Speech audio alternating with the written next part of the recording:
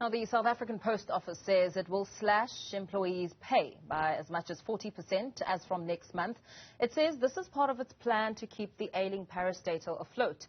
The Post Office incurred a loss of 2.3 billion rand in the last financial year and owes the Post Bank 3.2 billion rand. The move to cut salaries has been met with anger from both the workers and unions. For more on this, we're now joined by Saftu General Secretary Zwelinzima Vavi. Very good evening to you.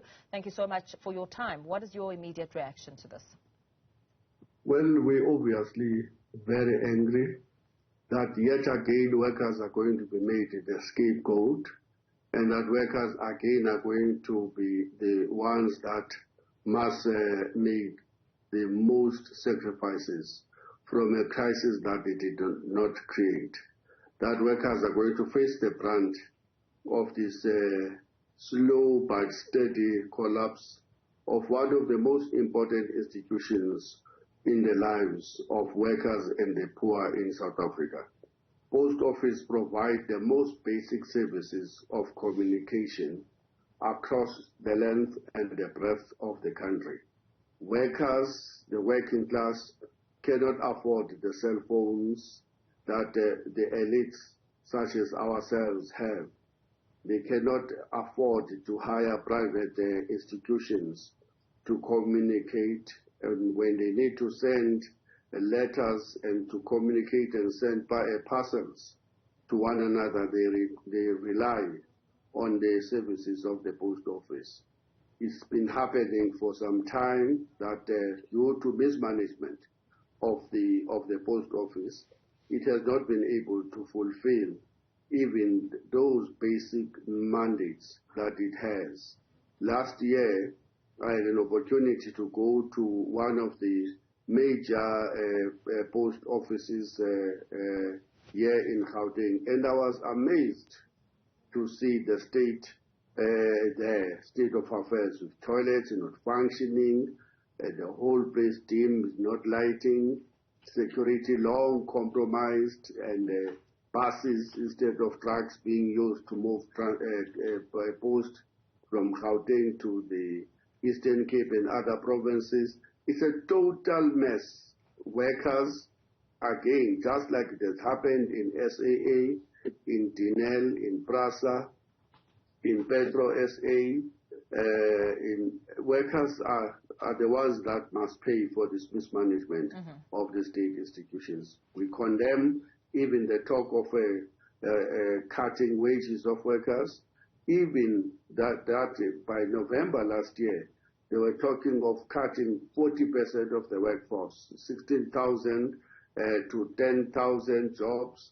That will be a total slaughter and a disaster in an economy that is not creating sufficient number of jobs, an economy that is zigzagging between being in a total negative growth into a 1%, 2% growth that does not address the crisis of 11, 12 million people who are unemployed. We are very, very angry that this government has once again collapsed yet another important institutions it inherited from the apartheid era. Yeah. So you speak about the anger and your feelings, voicing the sentiments around this. What is your plan of action, especially as the Post Office is saying that it's going to be making this move, slashing these salaries by as much as 40% from next month? By the way, the workers in Post Office have not received any increase for years now. So when they talk about slashing 40%, they're slashing 40% that has already been eaten away by the rate of inflation, by the 18 or now 800% of electricity tariffs, by a 15% increase in the price of food, by a massive 10.2% interest rates that is forcing workers to forgo their houses, their cars, and the other goods. So we're talking about a 40% cut in a context of a total disaster for Post Office workers. These workers have already taken up the battles themselves. If you remember, they started to stage demonstrations at the union buildings in Cape Town during the State of the Nation address, calling on the president to do something about the post office. They staged demonstrations working together, TIPACU, our affiliate in Post Office and Communication Workers Union, the affiliate of COSATU, and other unions, holding hands and asking the Minister of Finance to prioritize funding of Post Office. All of those guys have followed on deaf ears. I'm trying to arrange a meeting with the CEO who was on radio today saying that if they had money, they would be retrenching workers instead of even cutting their salaries. And we're going to be making... Perhaps, if you'll allow me to interrupt you, just for the sake of time, we know that the Post Office has been having challenges for years on end. And looking at how the world has evolved to more digital services, do you really need to invest in the Post Office in its current form?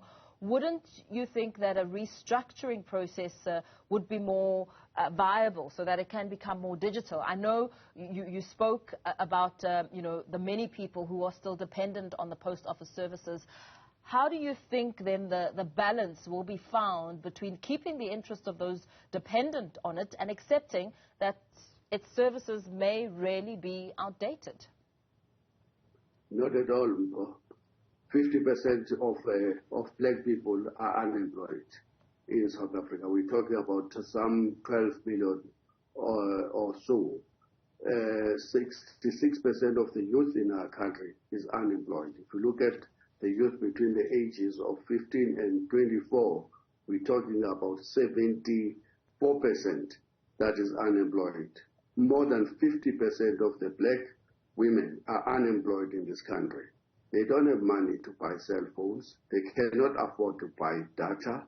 They don't have telecom lines in their homes. They cannot afford that.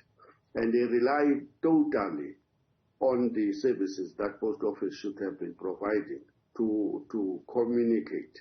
And communication should be regarded in any country as one of the most basic needs, the most basic rights that, in fact, the Constitution in terms of Section 7, if my memory serves right, is guaranteeing to all the people of this country that they will have a right to basically communicate with one another. So when we talk about smartphones, we always remember that we're talking about the elites of society, but the ordinary people cannot afford all of those things. They rely on Post Office.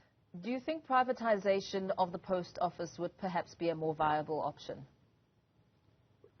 Unfortunately, this seems to be the strategy that the government is following. And in fact, the former CEO of Post Office came out and to suggest that the only way out of Post Office is privatization. Unfortunately, all of that is reminding us of one leftist from the United States of America, Mr. Chomsky, who always have this to say about this strategy of collapsing state enterprises. He says, first you must defund the state-owned enterprises, and you must make sure that things do not work, and out of that, people will be very, very angry as they are against the Post Office, against Telkom, against Transnet, against PRASA, against SAA, against Petro SA, against Dinel, now against the Post Office. And then once the people are angry, you then say to them, the only way out of this is through privatization. Hand over all of these institutions to our friends in the private sector to manage them themselves. And when that happens, all of the problems that we see now as big problems will look like a Sunday school picnic. Look at the difference between the cost of managing the public health care and the private health care. If you want to know what will happen under privatization, go to the private clinic today. Ask for a bill of those that have private companies securing them. Ask for the bills of the private schools so that you know what already those that can afford private schools are paying against the free free schools that the government is providing. Privatization is not a solution at all. Privatization will always work for the rich and the elites of society, but will never ever work for ordinary people. Very well. Thank you so much. Let's perhaps leave it there, and thank you for your time.